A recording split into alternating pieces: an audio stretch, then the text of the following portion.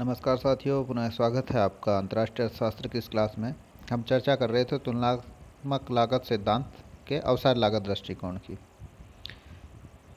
हम अब देखते हैं चित्रीय रूप में उत्पादन संभावना वक्र दोनों देशों का, यूएसए और भारत का। तो संयुक्त राज्य अमेरिका के गेहूं और कपड़े के बीच उत्पादन संभावना वक्र को निम्न चित्र में दर्शाया गया है, या ए बी के रूप में इसको दर्शाया गया है। गेहूं को एक्स अक्ष पे लिया गया है और कपड़े को वाई अक्ष पे लिया गया है। तो अधिकतम संसाधनों का उपयोग करते हुए 80 यूनिट क्लॉथ और 60 यूनिट ऑफ वीट प्रोडक्ट्स किया जा सकता है। और इन दोनों बिंदुओं को मिलाने वाली रेखा जो ए बी है वो एक सीधी रेखा के रूप में है, चूँकि यहाँ अवसर लागत को स्थिर माना गया है। अब अगर हम ए बी रेखा का ढाल देखना चाहें तो वो होगा एल बटा ए, यानी कि 80/60, तो वो होगा 1.33 के बराबर। इसी प्रकार अगर हम भारत का उत्पादन संभावना वक्र देखें तो वो भी एक सीधी रेखा के रूप में हम देख रहे हैं। तो क्लॉथ की वो 40 मीटर बना सकता है और गेहूं की 20 यूनिट्स बना सकता है। तो इन दोनों रेखाओं को मिलाने वाली रेखा जो है सी डी के रूप में एक सीधी रेखा के रूप में बनाया गया है, चूँकि यहाँ पे भी स्थिर लागतों का माना गया है। तो ये जो दोनों उत्पादन संभावना वक्र है सीधी रेखा वाले हैं, और इसका जो स्लोप होगा वो 2 के बराबर होगा, 40/20 के रूप में। तो इसका ढाल यूएसए के ढाल की तुलना में ज़्यादा है। तो अगर हम तुलनात्मक लागत लाभ सिद्धांत की व्याख्या करना चाहते हैं तो दोनों जो उत्पादन संभावना वक्र है उनको एक चित्र में लाना पड़ेगा। यदि अब दोनों देशों के उत्पादन संभावना वक्रों के ढालों को देखें तो पता लगेगा कि भारत का जो तुलनात्मक लाभ है वो कपड़े में है और यूएसए का तुलनात्मक लाभ गेहूं के उत्पादन के अंदर है। चूँकि यूएसए के लिए सस्ती कीमत पर गेहूं का उत्पादन कर सकता है और भारत कपड़े का सस्ती रेट पर उत्पादन कर सकता है। तो गेहूं के अंदर तो अमेरिका स्पेशलाइजेशन या विशिष्टीकरण करेगा और उसका निर्यात करेगा भारत को, और भारत जो है कपड़े के उत्पादन में विशिष्टीकरण करेगा और उसका निर्यात करेगा अमेरिका को। तो अब हम दोनों के जो उत्पादन संभावना वक्र है उनको एक चित्र पे लाने की कोशिश करेंगे। तो उसके लिए ए बी, पहले हम यूएसए का उत्पादन संभावना वक्र बना लेंगे और फिर बी को डी बिंदु से समेकित करने के लिए, एकीकृत करने के लिए हम जो सी डी इंडिया का जो उत्पादन संभावना वक्र है उसको 60 के यूनिट पर ले जाएंगे, ताकि उसका 2 गुना जो है कपड़े का उत्पादन 120 पे पहुंच जाए। तो इस तरीके से सी डैश डी डैश के रूप में भारत का जो उत्पादन संभावना वक्र हमने बनाया है वो उसके मूल उत्पादन संभावना वक्र को बहुगुणित करके बनाया है। तो इसमें देख रहे हैं इंडिया वाले जो उत्पादन संभावना वक्र है सी डैश डी डैश, उसका ढलान अधिक है बजाय कि यूएसए वाले के ए बी के। तो अब हम माने कि जो यूएसए है वो बिना व्यापार की स्थिति में बिंदु ई पर उत्पादन कर रहा है और वहीं पे उसका उपभोग भी कर रहा है। अब अगर उत्पादन संभावना वक्र ए बी का ढाल हम देखें जो संयुक्त राज्य अमेरिका का है, तो दो वस्तुओं की तुलनात्मक लागत अनुपात को इसको बताएगा। और यूएसए जो है किसी अन्य देश के साथ, माना कि भारत के साथ, इससे अलग मूल्य पर अनुपात पर व्यापार कर सकता है, यानी कि इससे अगर अधिक मूल्य पर उसको गेहूं का रेट मिलेगा तो वो उसको देने के लिए तैयार रहेगा। तो यह तब व्यापार से लाभ प्राप्त करेगा। और उपरोक्त चित्र से स्पष्ट हो जाता है कि यूएसए का जो उत्पादन संभावना वक्र ए बी है वह भारत के जो सी डैश डी डैश उत्पादन संभावना वक्र है उसके नीचे की तरफ है। तो जो व्यापार की जो शर्तें तय की जाएंगी वह भारत के उत्पादन संभावना वक्र सी डैश डी डैश और संयुक्त राज्य अमेरिका के उत्पादन संभावना वक्र ए बी के बीच स्थित होंगी। मान लीजिए कि व्यापार शर्तें जो है डी डैश टी व्यापार शर्त रेखा के रूप में निर्धारित की जाती है, जो दोनों देशों के मूल्य अनुपात रेखाओं के, यानी कि उत्पादन संभावना वक्रों के बीच के अंदर हैं। चूँकि संयुक्त राज्य अमेरिका को गेहूं के उत्पादन में तुलनात्मक लाभ होता है, इसलिए वह गेहूं में स्पेशलाइजेशन करेगा, विशिष्टीकरण प्राप्त करेगा और ओबी या 60 इकाइयों का गेहूं उत्पादन करेगा। जबकि भारत को कपड़े के उत्पादन में तुलनात्मक लाभ प्राप्त होता है, तो यह कपड़े के उत्पादन में विशिष्टीकरण हासिल करेगा।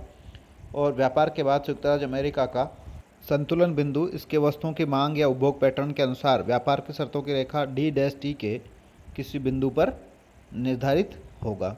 माना कि वह व्यापार शर्तों की रेखा डी डैश टी पर स्थित आर बिंदु पर है। इस प्रकार संयुक्त राज्य अमेरिका अब अपने उपभोग के लिए बिंदु आर द्वारा इंगित वस्तुओं का संयोजन या कॉम्बिनेशन प्राप्त करेगा, केवल गेहूं का उत्पादन कर रहा है। चित्र से स्पष्ट है कि संयुक्त राज्य अमेरिका विशिष्टीकरण और व्यापार से लाभ प्राप्त करेगा, क्योंकि बिंदु आर बिंदु ई की तुलना में उच्च स्तर पर है। बिंदु आर पर संयुक्त राज्य अमेरिका व्यापार से पहले के बिंदु ई की तुलना में गेहूं और कपड़े दोनों की अधिक मात्राओं का उपभोग कर रहा होगा। बिंदु आर पर यूएसए गेहूं की आरएस मात्रा का निर्यात करेगा और इसके बदले में उसे भारत से कपड़े की एस जी डैश मात्रा प्राप्त होगी। इसी तरह यह भी दिखाया जा सकता है कि भारत को कपड़े के विशिष्टीकरण और यूएसए को इसके निर्यात और बदले में गेहूं प्राप्त करने से व्यापार से लाभ प्राप्त होगा। यह ध्यान रखने योग्य बात यह है कि स्थिर अवसर लागत की स्थिति में पूर्ण विशिष्टीकरण किया जाता है, अर्थात एक जो देश है वो विशिष्टीकरण और व्यापार के बाद केवल दोनों में दो वस्तु के उत्पादन की बजाय केवल एक ही वस्तु का उत्पादन कर रहा है, जिसमें उसको तुलनात्मक लागत लाभ प्राप्त होता है। दूसरी वस्तु का वो दूसरे देश से आयात ही करता है। स्थिर लागतों की दशाओं में एक और बात यहाँ सामने आती है कि जो उसका उत्पादन संभावना वक्र है उसकी मांग दशाओं को और कीमत दशाओं दोनों को एक साथ प्रदर्शित कर देता है। अब हम चर्चा करेंगे तुलनात्मक लागत सिद्धांत की बढ़ती हुई अवसर लागतों की दशाओं के संदर्भ में। तो तुलनात्मक लागत सिद्धांत के अवसर लागत संस्करण के उपरोक्त विश्लेषण में हमने मान लिया था कि अवसर लागतें स्थिर रहती हैं, लेकिन अवसर लागतों की स्थिरता का तात्पर्य यह है कि विभिन्न साधन दो सामानों के उत्पादन के लिए समान रूप से उपयुक्त या सूटेबल हैं। हालांकि वास्तविक स्थिति में ये सही नहीं है, जहां सभी साधन दोनों वस्तु के उत्पादन में समान रूप से कुशल नहीं होते हैं। कुछ साधन गेहूं और कपड़े दोनों के उत्पादन के लिए समान रूप से उपयुक्त हो सकते हैं, लेकिन सभी साधन इस तरह के नहीं हो सकते हैं, यानी कि सभी ऐसे साधन नहीं होते हैं जो दोनों वस्तुओं में समान रूप से उत्पादक हों। तो भूमि कृषि कार्य में प्रशिक्षित ग्रामीण जैसे साधन गेहूं के उत्पादन के लिए अधिक सूटेबल या अनुकूल हो सकते हैं। दूसरी ओर स्पिंडल, करघे, तकनीशियन आदि साधन जो हैं कपड़ा उत्पादन के लिए अधिक उपयुक्त या सूटेबल हो सकते हैं। जब दो वस्तुओं के उत्पादन में साधन समान रूप से कुशल नहीं होते हैं तो हमारे पास बढ़ती लागत की स्थिति उभर के आती है, हमारे सामने प्रस्तुत होती है। बढ़ती लागत के मामले में उत्पादन संभावना वक्र एक सीधी रेखा नहीं होता है, जैसा हमने पहले बात की थी। इसकी बजाय ये क्या होता है, मूल बिंदु की ओर नतोदर या कॉन्केव बनता है, जैसा कि सामने वाले चित्र में दिखाया गया है। तो इसमें ए बी के रूप में उत्पादन संभावना वक्र है, ये ऋणात्मक ढाल वाला है लेकिन कॉन्केव है, यानी कि इसमें मूल बिंदु की ओर नतोदर है। और ये नतोदर जो उत्पादन संभावना वक्र ये क्या जानकारी देता है, ये बताता है कि जब हम उत्पादन के साधनों को गेहूं के उत्पादन से निकाल करके और कपड़े के उत्पादन में लगाते हैं तो कपड़े की सीमांत अवसर लागत यानी कि एक अतिरिक्त इकाई कपड़े के उत्पादन के लिए त्यागे जाने वाले गेहूं के उत्पादन की मात्रा लगातार बढ़ती जाती है। और इसका उल्टा भी करें तो वो भी सही होगा, यानी कि एक अतिरिक्त इकाई गेहूं के उत्पादन के लिए यदि कपड़े की मात्रा हम त्यागें तो वो कपड़े की छोड़े जाने वाली मात्रा हर बार बढ़ी हुई आएगी। तो स्थिर अवसर लागतों की स्थिति में उत्पादन संभावना वक्र उस देश की घरेलू मूल्य अनुपात के समान होता है, यानी कि जो लागत दशाएं और मांग दशाएं दोनों उस एक वक्र द्वारा ही प्रस्तुत की जाती है। लेकिन बढ़ती अवसर लागतों की स्थिति में उत्पादन संभावना वक्र उसके घरेलू मूल्य अनुपात को समान नहीं होता है।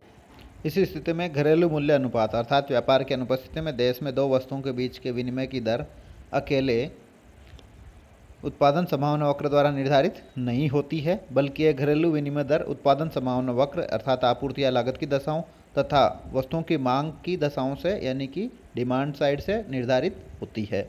तो संतुलन की स्थिति कहाँ पर प्राप्त होगी, जहाँ दो वस्तुओं का उत्पादन उतनी मात्रा में किया जाएगा जहाँ MRTCW यानी कि marginal rate of transformation of cloth for wheat is equal to price of cloth divided by price of wheat, यानी कि दो वस्तुओं उनकी प्रतिस्थापन की सीमांत दर के बराबर होगा। उस बिंदु पर संतुलन की दशाएं प्राप्त होंगी। तो यहाँ MRT जो CW है वो दो वस्तुओं कपड़े और गेहूं के बीच परिवर्तन की सीमांत दर को प्रदर्शित करता है, PC कपड़े के मूल्य को और PW गेहूं के मूल्य को प्रदर्शित करता है। तो ये स्थिति कहाँ पे आती है, जहाँ MRT CW और दोनों कीमतों का अनुपात बराबर होता है, वो होता है आपके उत्पादन संभावना वक्र और घरेलू कीमत रेखा का स्पर्श बिंदु। तो चित्र में माना कि मांग और आपूर्ति की दशाओं के अनुसार गेहूं और कपड़े के बीच मूल्य अनुपात रेखा PP डैश है। व्यापार की अनुपस्थिति में उत्पादन का संतुलन बिंदु R पर प्राप्त होगा, जहां कीमत रेखा उत्पादन संभावना वक्र को स्पर्श करती है और वहां दोनों वस्तुओं के बीच परिवर्तन की सीमांत दर उनके मूल्य अनुपात के बराबर होती है। अब यदि विदेशी व्यापार की संभावनाएं ऐसी हैं कि कपड़े की विदेशी बाजार में कीमत घरेलू कीमत की अपेक्षाकृत अधिक है, तो भारत देश के लिए व्यापार में प्रवेश करना और कपड़े का उत्पादन बढ़ाना और गेहूं का उत्पादन कम करना फायदेमंद होगा। माना कि विदेशी बाजार में मूल्य अनुपात रेखा या जिसे व्यापार की शर्त रेखा भी कहा जाता है वह है line of terms of trade है, वो चित्र में मूल्य रेखा TT द्वारा प्रदर्शित की गई है। इस चित्र से स्पष्ट है कि घरेलू मूल्य अनुपात रेखा PP डैश की तुलना में विदेशी मूल्य अनुपात रेखा टीटी का ढलान कपड़े के लिए उच्च मूल्य और गेहूं के लिए कम मूल्य का संकेत देता है, क्योंकि टीटी के अनुसार कपड़े की किसी दी गई मात्रा के लिए गेहूं की अपेक्षाकृत अधिक मात्रा प्राप्त की जा सकती है। इन व्यापार संभावनाओं को देखते हुए भारत के लिए फायदेमंद होगा कि वह गेहूं से कुछ संसाधनों को निकाले और उनको कपड़े के उत्पादन में लगाए, जिससे कि कपड़े का उत्पादन बढ़ा सके और कपड़े के उत्पादन में विशिष्टीकरण कर सके। मूल्य अनुपात या व्यापार की शर्तों की रेखा यानी कि terms of trade line TT के साथ भारत बिंदु आर पर संतुलन में होगा, जहां इसका उत्पादन संभावना वक्र ए बी व्यापार शर्तों की रेखा टीटी को स्पर्श करेगा। हालांकि किसी देश में दो वस्तुओं का उपभोग वस्तुओं के बारे में लोगों की रुचि और अधिमान तथा मांग के पैटर्न पर निर्भर करता है। आधुनिक अंतर्राष्ट्रीय व्यापार सिद्धांत में किसी देश में वस्तुओं की रुचि या मांग को सामुदायिक उदासीनता वक्र के माध्यम से दिखाया जाता है। हालांकि उसको इस चित्र में जटिलता को ध्यान में रखते हुए नहीं बनाया गया है।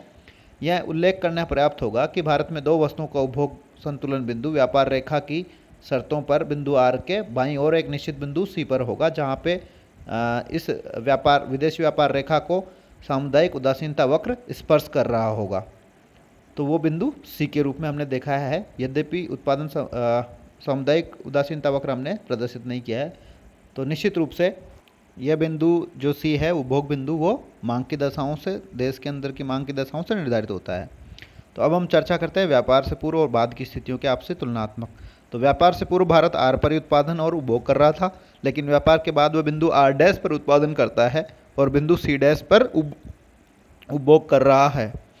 इस प्रकार भारत कपड़े की ओ एच या जे आर डैश मात्रा और गेहूं की ओ जे या एच आर डैश मात्रा का उत्पादन करेगा, और वह कपड़े की ओ जी या डब्ल्यू सी डैश मात्रा या गेहूं की ओ डब्ल्यू या जी सी डैश मात्रा का उपभोग करेगा। इस प्रकार भारत कपड़े की क्यू आर मात्रा यूएसए को निर्यात करेगा और बदले में गेहूं की क्यू सी मात्रा का आयात करेगा। तो हम देख रहे हैं कि उत्पादन की व्यापार ने भारत को कपड़े और गेहूं दोनों वस्तुओं की घरेलू उत्पादन संभावनाओं से संभव अधिकतम उत्पादन मात्रा से भी अधिक उपभोग करने में सक्षम बनाया है। तो इस प्रकार से व्यापार से भारत को लाभ हुआ है, वो दोनों वस्तुओं की अधिक मात्रा का उपभोग करने में सक्षम हो पाया है। शेष बातों की चर्चा करेंगे अगले वीडियो में। धन्यवाद।